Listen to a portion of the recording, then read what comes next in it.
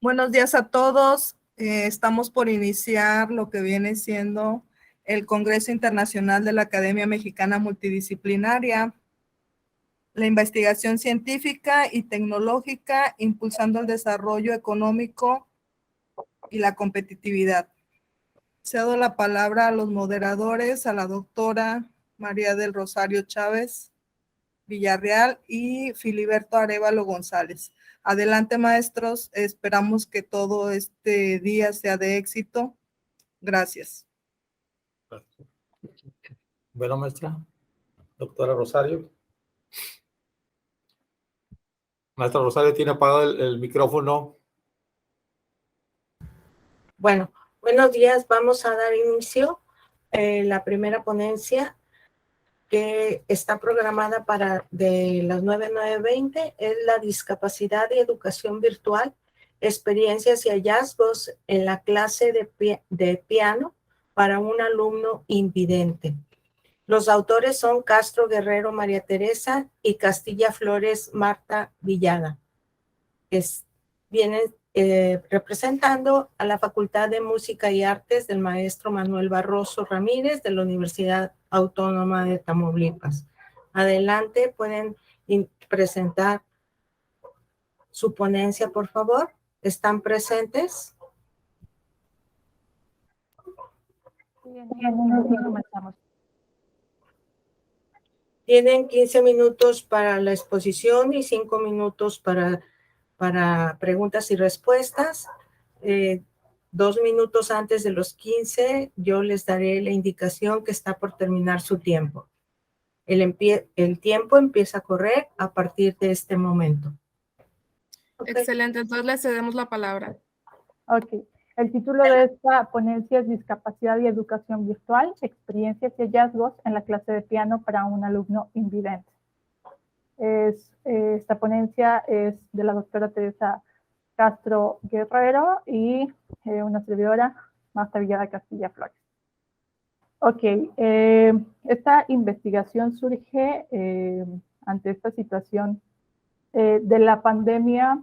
Se genera esta dinámica de que migramos a entornos virtuales, poniéndolo como antecedente. Y la maestra ya trabajaba con alumnos que tenían discapacidad visual, alumnos ciegos, y tenía una dinámica de trabajo al momento que trabajaba de manera presencial. En el momento que entorna a, obviamente, este tipo de entornos virtuales, surgen otras problemáticas. Para comenzar, es necesario definir el término inclusión educativa, que es un Ya estoy aquí, Martita. Adelante. Una disculpa, por favor. Bueno, sí, me puedes, como quieras, seguir compartiendo, Martita, para ya no... Claro. Sí, hazla grande la pantalla. Bueno, comenzaré, buenos días, con el término de inclusión. Tomé dos...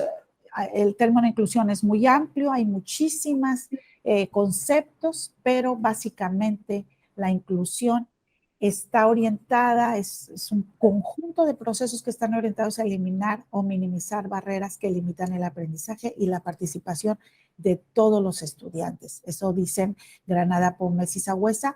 Y por otro lado, Blanco dice que el objetivo final de la educación inclusiva es contribuir a eliminar la exclusión social que resulta de las actitudes y las respuestas a la diversidad. Y hablando de diversidad, pues estamos hablando de todo tipo de diversidad, ¿verdad? Porque luego creemos, o cuando hablamos de inclusión, pensamos exclusivamente en discapacidad, pero no, estamos hablando de incluir a todo lo que es diverso, sea racial, clase social, etnicidad, religión, y precisamente la filosofía de la inclusión parte de la creencia de que la educación es un derecho humano elemental y la base de una sociedad más justa. La siguiente, por favor. Dentro de esta diversidad, ¿verdad? Que decíamos que hay, pues esta diversidad que yo apunté solo algunas de género, de orientación sexual, de medios socioeconómicos, de diversidad cultural, de diversidad de capacidades. Aquí está, dentro de estas diversidad de capacidades, la siguiente está la discapacidad, lo que le llamamos las discapacidades, ¿verdad? que ya no se mencionan como discapacidades, como capacidad diferente. Sin embargo, la Organización Mundial de la Salud, pues toma el término de discapacidad. La siguiente, Martita, por favor. Y nos define que la discapacidad como cualquier restricción o impedimento de la capacidad de realizar una actividad en la forma o dentro del margen que se considera normal para el ser humano. Y hace una subdivisión de las discapacidades motriz, intelectual y sensorial. En la sensorial hay otra subdivisión, visual y auditiva, y en la discapacidad visual hay otra subdivisión, leve, moderada, grave y la ceguera total. La siguiente. Ha habido muchísimas, no son pocos los esfuerzos que se han hecho para incluir a las personas en condición o con condición de discapacidad visual por parte de pues las políticas de los gobiernos a nivel mundial, las organizaciones mundiales, la UNESCO, la Organización Mundial de la Salud. No son pocas todos los esfuerzos que se han hecho por trabajar en este sentido. Sin embargo, pues hay brechas todavía muy importantes. Lo primero que se hace cuando un niño va a ingresar a la facultad o a la escuela en general es enseñarle el sistema braille, la escritura en braille, porque es una ventana para poder acceder a la educación. Para esto hay muchos recursos que se utilizan para, pues, lo más llano, lo más sencillo era el punzón y la regleta que se usaba hace mucho tiempo. Después salió la máquina Perkins. Ahora hay lectores y dispositivos móviles, para computadora, para tableta, para celular. En el caso propio de la música, que es de lo que les voy a hablar, pues están los lectores de pantallas también para dispositivos móviles, hay editores de texto para escritura en braille, lectores de música para los jóvenes, editores también especiales en donde ellos les puede ir leyendo la música y donde ellos también pueden escribir, ¿sí? A todas estas recursos que son tecnológicos, la parte de la tecnología, pues ha nacido un término últimamente, la siguiente, Martita, por favor, que son las tiflotecnologías. Estas tienen que ser accesibles y tienen que tener estos como dos requisitos: accesibilidad y usabilidad. Accesibilidad, pues bueno, que lo pueda tener, que pueda acceder con facilidad, ¿verdad? Y también que lo pueda manejar con facilidad. Por ejemplo, les voy a poner el ejemplo de la máquina Perkins. La máquina Perkins es fácil de usar, pero no es accesible, es muy cara. Y ahorita tenemos la ventaja de que pues hay ventaja entre comillas, porque hay muchos recursos que son gratis en los lectores y todo, pero a veces el chico no tiene internet o no sabe usar una computadora o no tiene dispositivo móvil, entonces también se requiere. La que sigue, por favor. Bueno, pues siguiendo todas estas necesidades que se hacen de acuerdo a la diversidad y las políticas de inclusión, la Facultad de Música abre sus puertas a los alumnos invidentes desde 2011 y a 3 de los 4 programas educativos que ofrece, ¿sí? En este caso, pues se estaba trabajando con un chico de 19 años que ingresa a la Facultad de Música, al programa de técnico superior universitario. Es un joven que tiene ceguera total, ¿verdad? Pero hay que decir que no es ciego de nacimiento. Él tuvo un problema le salió un tumor y le afectó el nervio óptico y quedó ciego. Este chico no tiene antecedentes musicales. Bueno, aquí le puse formales o académicos porque tocaba la guitarra, tocaba la flauta, pero no tenía conocimiento, no había ido a la escuela. Como quedó ciego grande, él no tenía conocimiento del braille. Cuando llegó a la escuela tuvimos que enseñarle braille. Y cuando empezó la pandemia, sus conocimientos de braille eran muy precarios, apenas estábamos aprendiendo. Al mismo tiempo que le enseñábamos el braille, le enseñábamos la musicografía braille, porque hay braille que es expresamente para los músicos. Y entonces, también no tenía ningún recurso. Él no tenía ni máquina Perkins, se la prestaba. O sea, no tenía ningún recurso, es un chico de bajos recursos. Entonces, cuando nos fuimos a la virtualidad, pues todo cambió. Empezamos a darle clases de manera pues virtual, ¿verdad? Cuando llevábamos una manera de dar la clase en el salón, había una parte donde se le enseñaba de manera, pues, cuestiones kinestésicas, cómo poner la mano, yo le tocaba la mano, él tocaba mi mano, la cuestión de la postura, había que estar constantemente indicándole de otras maneras diferentes a como lo hacemos con una persona que sí ve. Cuando pasamos a la virtualidad tuvimos los problemas tremendos de en primera, la plataforma, que la plataforma no tiene lectores para los invidentes, ¿no? Entonces, ¿qué hicimos? Para irme más rápido, ¿qué hicimos? Pues, primero, quiero decir que se trabajó proporcionándole audios. Primero dijimos, bueno, escucha la pieza, ¿verdad? La pieza buscamos en Spotify y todo, pero después hubo que trabajar a través de audios que se grababan por medio del maestro, o sea, yo grababa audios. ¿Cómo fueron estos audios?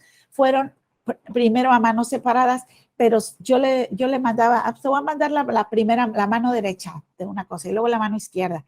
Pero en ese tiempo yo le mandaba las cosas por WhatsApp, porque el WhatsApp también quiero decirles que tiene usabilidad y tiene accesibilidad. Entonces, ¿qué pasó? Que en ese tiempo que yo le mandaba las cosas, el WhatsApp no tenía la manera de parar el audio. El audio tenía que acabarse y volver a regresar. Entonces, los audios eran muy largos y entonces tuvo que modificar de acuerdo a lo que él quería, ir haciendo los audios cada vez más cortos. Se grababan 3 audios, en uno las notas y figuras rítmicas, en otro la digitación y otro el dictado para braille. Entonces, se enviaban y bueno, pues la respuesta fue favorable, afortunadamente. La siguiente, Martita, hubo algunas cosas buenas. De las cosas buenas puedo decir que fueron una herramienta valiosa, ¿sí? Nos ahorró tiempo, me di cuenta que yo lo podía utilizar no solamente ya después en virtual, que puedo seguir usándolos. Fue un apoyo para el alumno, para mí en la clase síncrona. ¿Sí? Las grabaciones se pueden ajustar a las necesidades del alumno en duración, velocidad, explicaciones específicas, porque después podía hacer explicaciones específicas de un compás, podría ser si era muy difícil, entonces las puedo adaptar como yo quiera. Estoy segura que sin la ayuda de los audios probablemente no hubiéramos terminado de abordar el repertorio. El recurso didáctico de los materiales, como ya lo dije, que se utilizó en pandemia, se puede seguir utilizando, es un recurso que se puede seguir utilizando en la modalidad presencial, pues ahorra tiempo y energía para los involucrados. También quiero mencionar las cosas, la siguiente, Martita, que no estuvieron como muy bien. Los audios no fueron probados para resolver cuestiones técnicas del instrumento, solamente para trabajar cuestiones de notación y digitación de las obras. Los audios para el dictado del braille al último no se pudieron seguir aplicando. ¿Por qué? Porque ya nos faltaba tiempo, teníamos el semestre encima, teníamos que sacar el repertorio y lo que yo quería era que terminara de tocar las piezas y tuvimos que sacrificar un poco eso porque el alumno tenía muy poca información del braille. Entonces yo le mandaba los audios en braille y había cosas que él no entendía y entonces, no, maestro, es que aquí no le entendí y era volver a regresarme al audio y volver a explicarle y a fin de cuentas daba lo mismo. Resultó muy dificultoso para mí y para él. ¿Sí? Te quedan 2 minutos, perdón. Gracias, maestra, sí. En un alumno ciego, pues solo se apoyan los aspectos de ejecución, velocidad, sin embargo quedan desiertos los aspectos técnicos como peso del brazo, postura y calidad de sonido. La que sigue. Y para terminar, quiero decir que la mayoría de los países adoptan los principios de inclusión como parte de las políticas, pero en realidad muchos de esos esfuerzos no han permeado del todo a las aulas, donde los actores principales del proceso todavía refieren brechas amplias que hay que solucionar. Sin embargo, pues esta situación que nos tomó por sorpresa, tanto al sistema educativo como a todos los sectores de la sociedad, pues abrió una ventana para utilizar nuevas formas de comunicación usadas hasta este momento, mostrándonos que las circunstancias adversas pueden ser una oportunidad para reinventarnos como docentes. La siguiente, termino ya con una frase de Mela Scow que dice, no me la cambies, la figura clave en la implantación de un sistema inclusivo es el profesor. Las políticas más importantes son las que sigue el profesor en el aula. Muchísimas gracias. Muchísimas gracias. Les vamos a pedir a los autores y asistentes que puedan encender su cámara para poder tener la evidencia de su participación, por favor. Pues muchísimas gracias. ¿Algún comentario, doctor Filiberto? Se me hizo una ponencia muy interesante, sobre todo para apoyo para este tipo de discapacidades, para que tengan la oportunidad de superarse e incursionar en el campo educativo y en el campo laboral. Muchísimas gracias.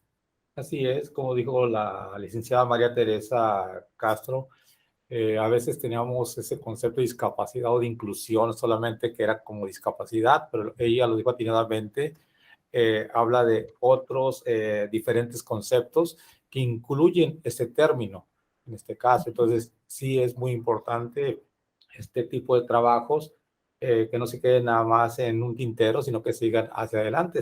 Estaba viendo, lógicamente, el título, hablan de clases de piano para un alumno invidente. ¿Sí?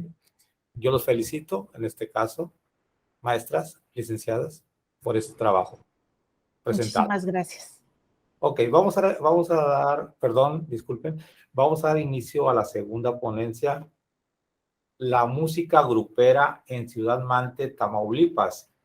Los autores, Juan Carlos Salas Basarte, creo que por ahí andaba, ya lo vi, Oscar Rolando Mendoza, Evangelina Gutiérrez, Juan Carlos Barroso y Sergio Arturo, de la Facultad de Música de Manuel Barroso Ramírez, Universidad Autónoma de Tamaulipas. Damos inicio, maestros, para que inicien su presentación. 15 minutos y 5 minutos de preguntas.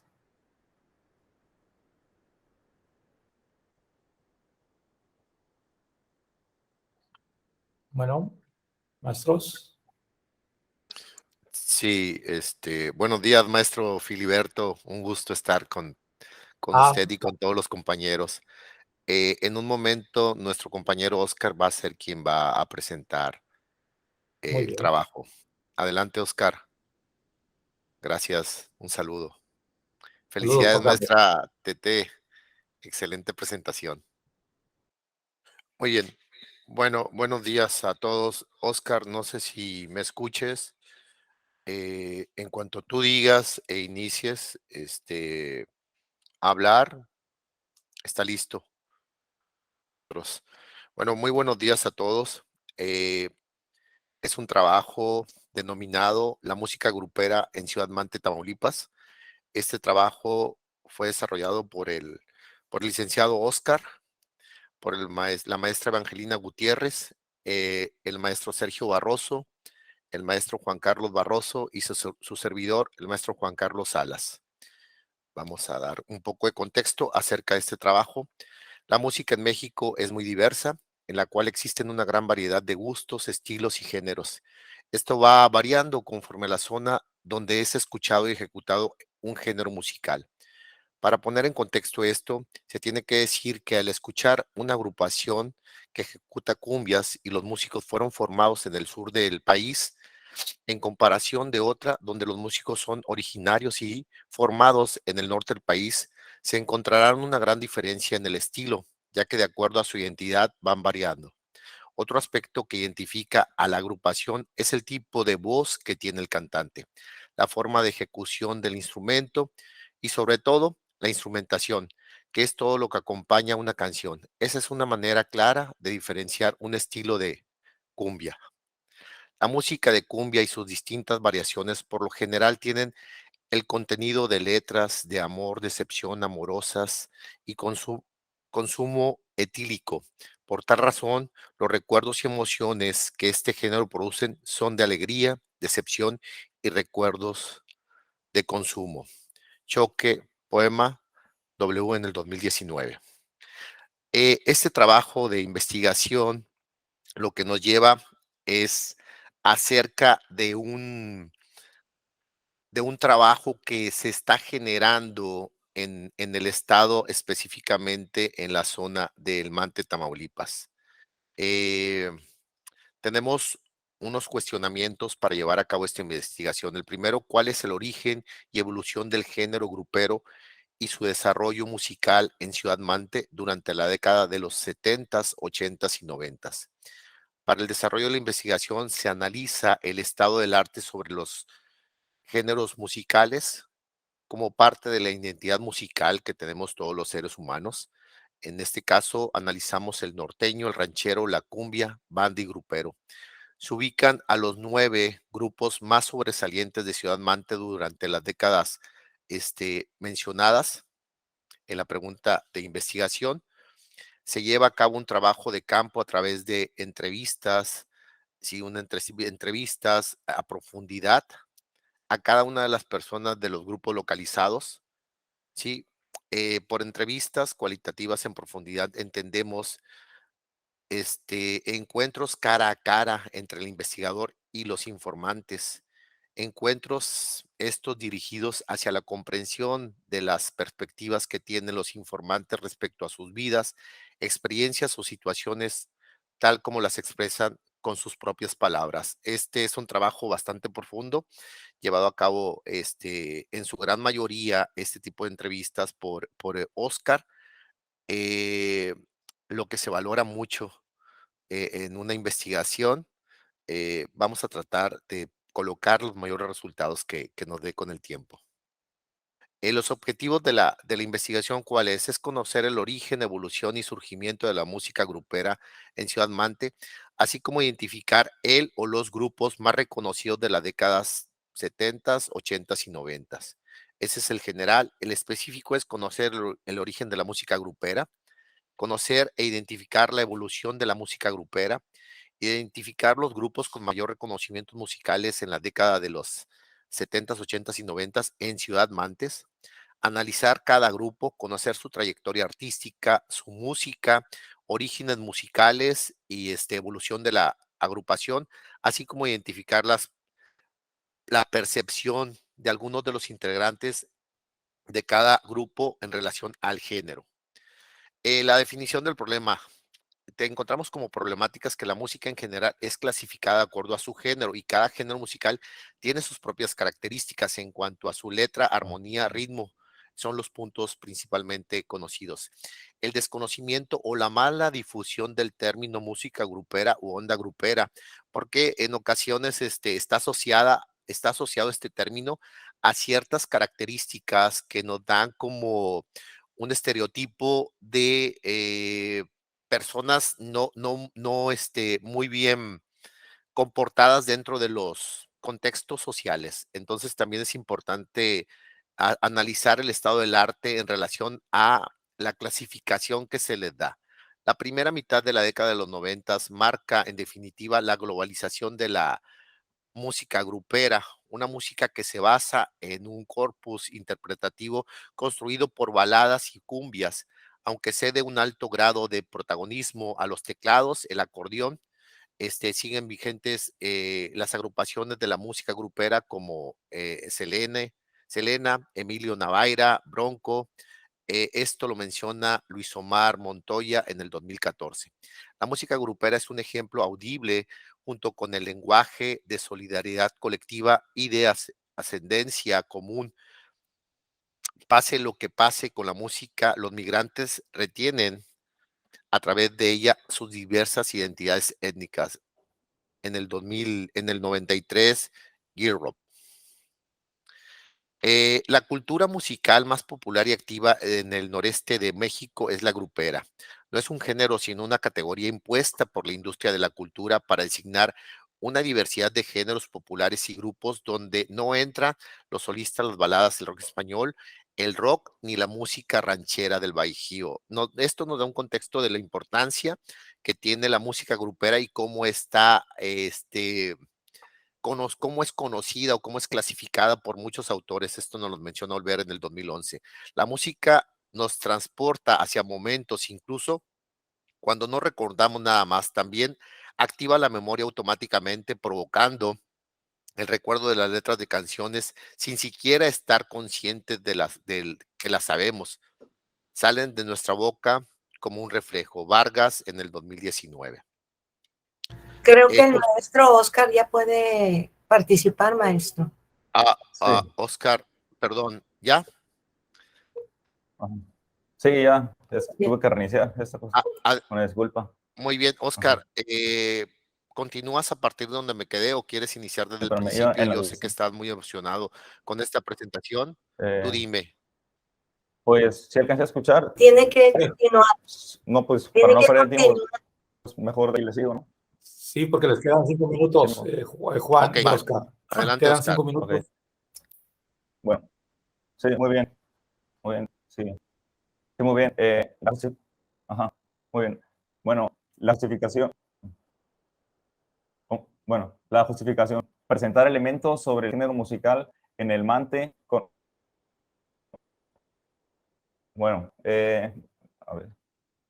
En el MANTE, conocer su desarrollo y evolución de una manera general y específica, la incursión o la selección de los músicos por el género, tipo de instrumentación que usaban, trayectoria artística, entre otros.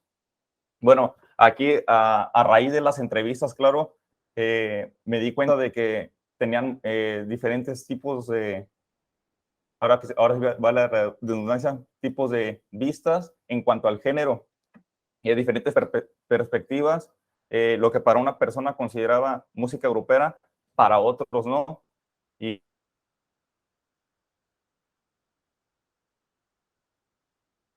Y bueno, uno de los resultados es de que 6 consideraban la música era, era cumbias, tropical y baladas, y los otros 3 consideraban que la música grupera podría ser banda norteña. Bueno, parte de la identidad musical que tenemos.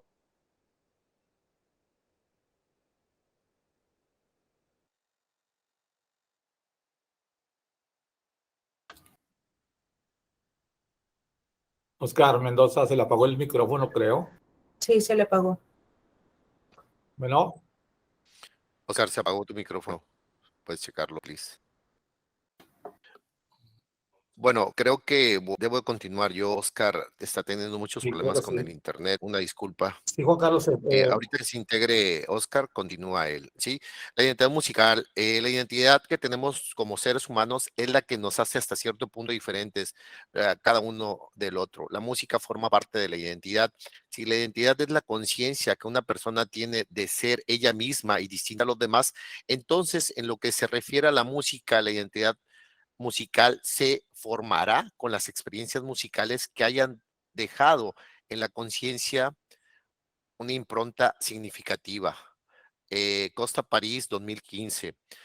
Vamos a ver los resultados, creo que es muy importante. Aquí es donde se analiza la parte de cada uno de los géneros. Esta tabla es un desarrollo propio. Por aquí tenemos una nueva tabla. Sí, son algunos de los grupos más destacados del estado de Tamaulipas en cuanto al género cumbias, norteño y grupero. Se realizaron todo el contexto de los resultados se desarrollan en Ciudad Mante. Ajá, son los grupos que mencionamos.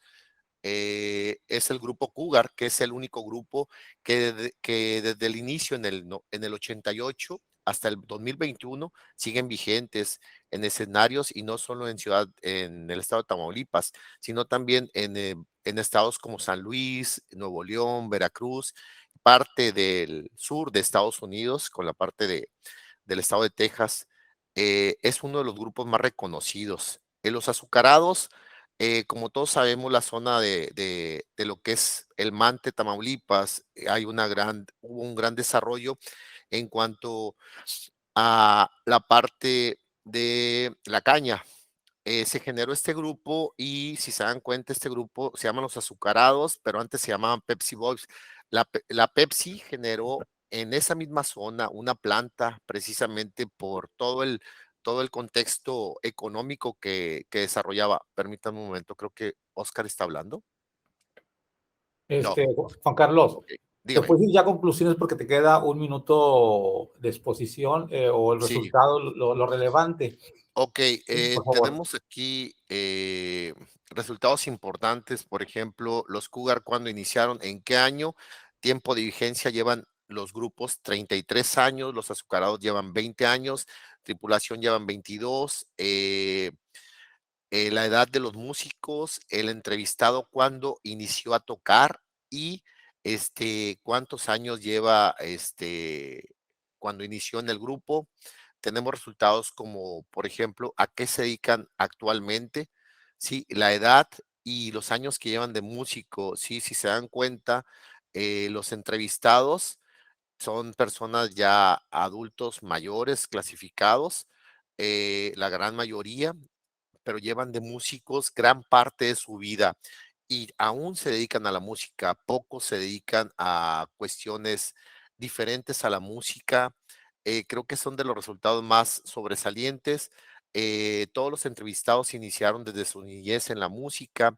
Esto nos indica el gran impacto positivo que una persona recibe desde la niñez, ya sea en el deporte o en la música. Además, es algo que lo acompañará para el bien por el resto de su vida. Conociendo la historia de las agrupaciones, se sabe que la gran mayoría de los grupos entrevistados ya no están vigentes, solo 2 de ellos siguen en el medio musical. La mayoría de los músicos entrevistados se dedican y vivieron de la música, son músicos líricos.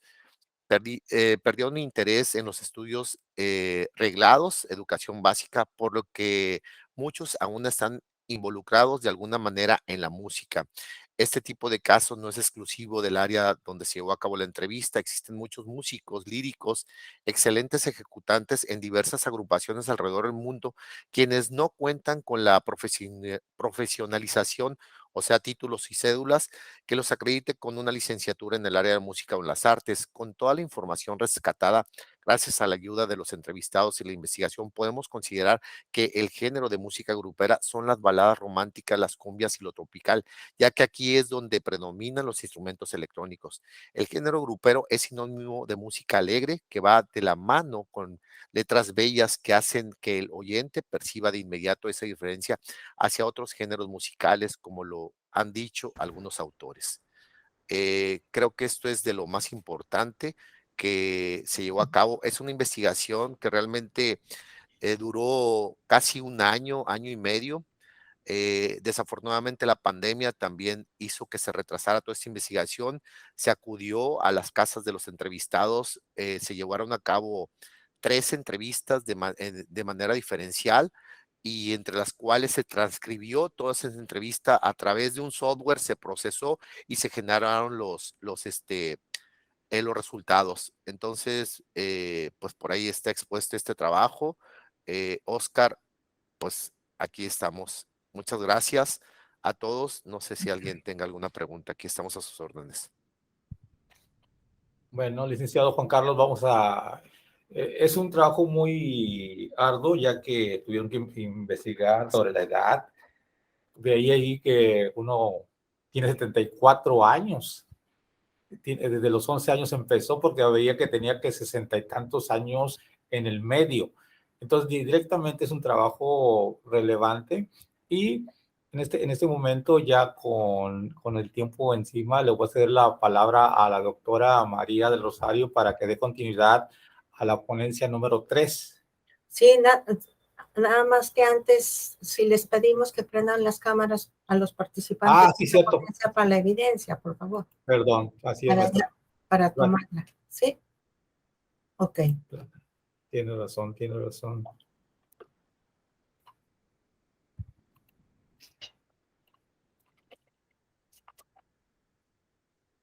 Listo.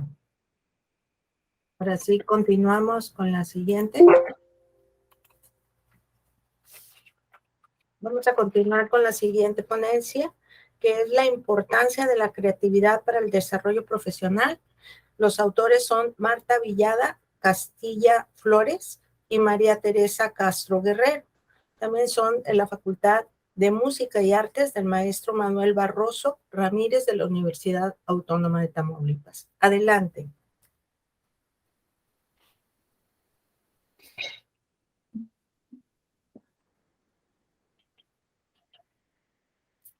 ¿Me comentan si pueden ver la presentación? Eso está, en eso está, Marta, ya se está empezando a Está compartir. cargando. Entonces, si ya se ve. Todavía no.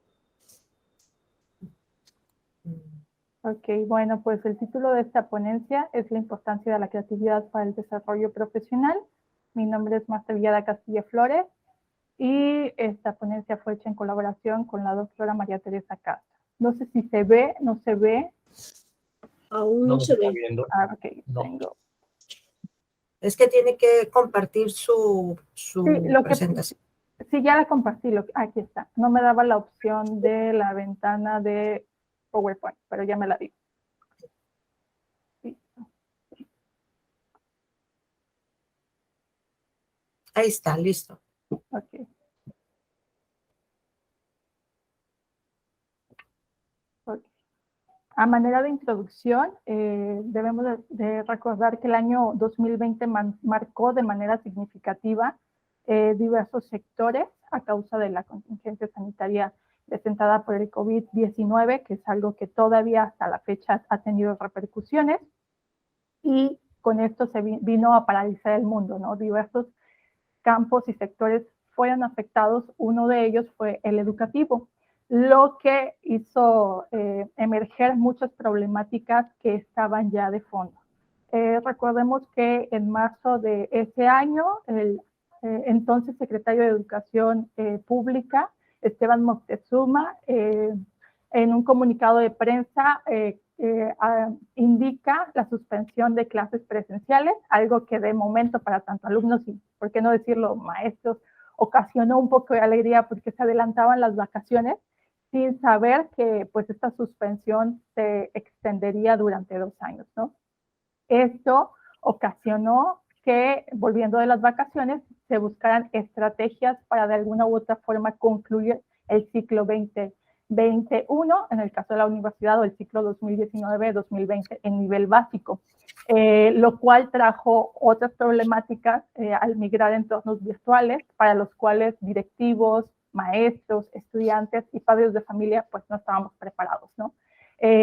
Fue necesario buscar estrategias, en el caso de los maestros, pues replantear el diseño de las actividades que habían estado pensadas para modalidad presencial, pensarlas ahora esta situación de la modalidad virtual y cómo resolver estas problemáticas. Por eso surge a manera de reflexión esta ponencia, por la necesidad de fomentar un pensamiento divergente que permita resolver de forma innovadora los desafíos que puedan presentar en su desarrollo profesional, pues los alumnos que en este momento están en nivel superior, ¿no? Así como nosotros, muchos de los que están aquí reunidos, hemos enfrentado esta situación de la pandemia, que era algo que ni siquiera por aquí, por la mente nos pasaba, y que buscamos de alguna forma resolver, es necesario establecer y fomentar actividades que lleven a los alumnos al desarrollo de este tipo de pensamiento.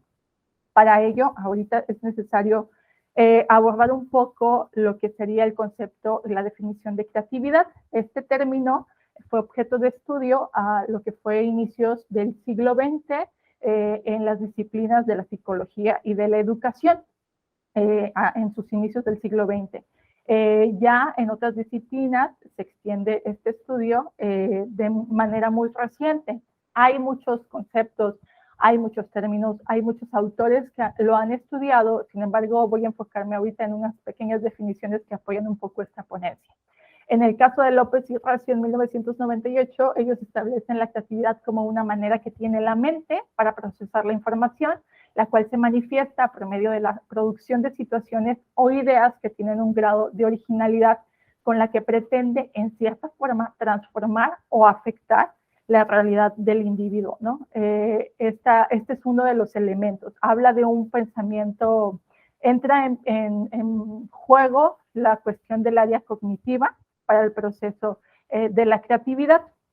Ahora, no hay una definición como tal unitaria de este tipo, de esta definición como se los mencionaba, pero surge también Clifford en mediados del siglo XX, hace una propuesta de lo que es el pensamiento divergente y lo que es el pensamiento convergente, que en el caso del convergente busca solucionar de manera lógica y estructurada alguna tarea o alguna problemática, y en el caso del pensamiento divergente lo hace de una manera innovadora. Se suma a este punto de la innovación y también no hay, digamos que no es un pensamiento tan estructurado. Hay un autor que es Csikszentmihalyi, que él incluye la importancia del aspecto sociocultural dentro de la creatividad. Si bien muchos autores mencionan la complejidad de este proceso porque hay funciones cognitivas operando, lo que propone este autor es que la creatividad no se encuentra dentro de la cabeza de las personas, sino en la interacción de los pensamientos de una persona y un contexto sociocultural, ¿no? No solamente es como la persona, inclusive hay varios autores que mencionan que no es algo que sea innato, que no se limita a unas edades o no se limita a unas disciplinas este aspecto de la creatividad. Sin embargo, este autor le da un peso a esta cuestión sociocultural. Es muchísimo más fácil potencializar la creatividad de un individuo si lo ponemos en un ambiente que genere esto o que lo fomente el desarrollo de la creatividad, a intentar que una persona cambie a un pensamiento creativo solamente así, de la nada.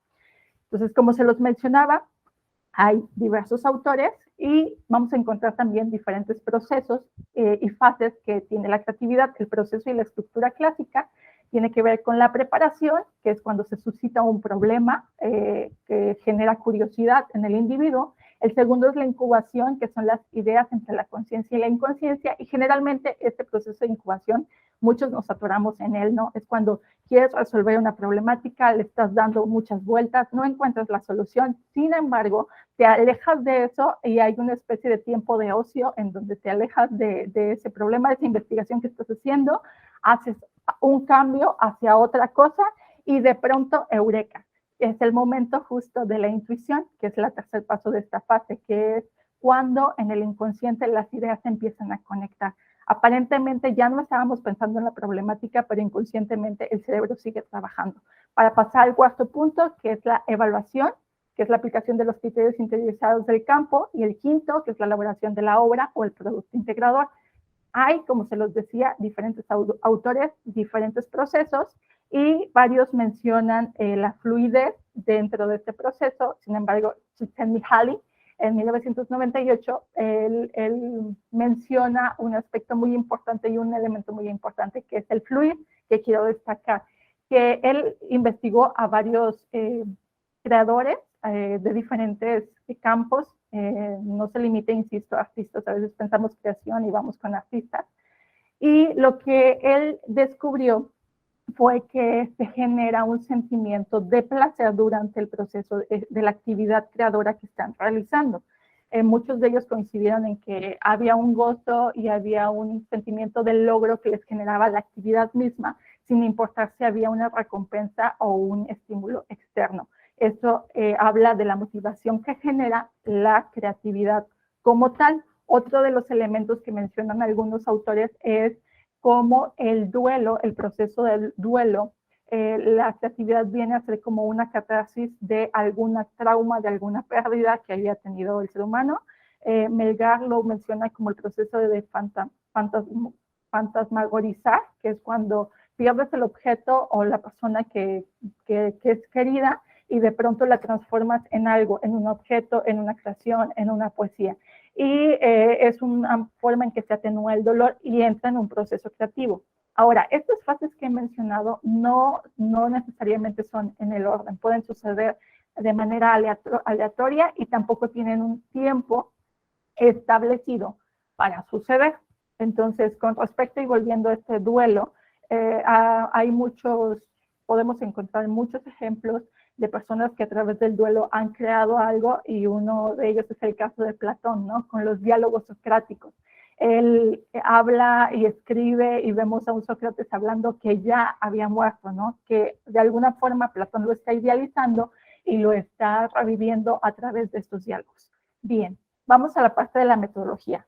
A causa de todo esto, surge como esta inquietud de ver qué produce la creatividad. En el caso de los alumnos, qué materias estaban llevando de manera virtual, cuál era su percepción de estas materias, cuáles materias eran más atractivas para ellos y qué características tenían estas materias y qué juego tenía la creatividad en medio de ello. Ok, esta es una investigación descriptiva con un enfoque cualitativo y el instrumento utilizado para esta recolección de datos fue la encuesta. ¿Cuándo se aplicó? Se aplicó a finales del periodo 2021-3 a 25 estudiantes de 2 programas educativos, alumnos de tercer semestre de licenciatura en música y alumnos de segundo y tercer semestre de técnico superior universitario en música por medio de la plataforma FORMS. Todos ellos alumnos de la Facultad de Música y Artes. Entre las preguntas que se les hicieron a los alumnos, se menciona que cada uno de ellos, la mayoría cursaba 8 materias, 19 de ellos, 2, 9 y 4, 10 materias.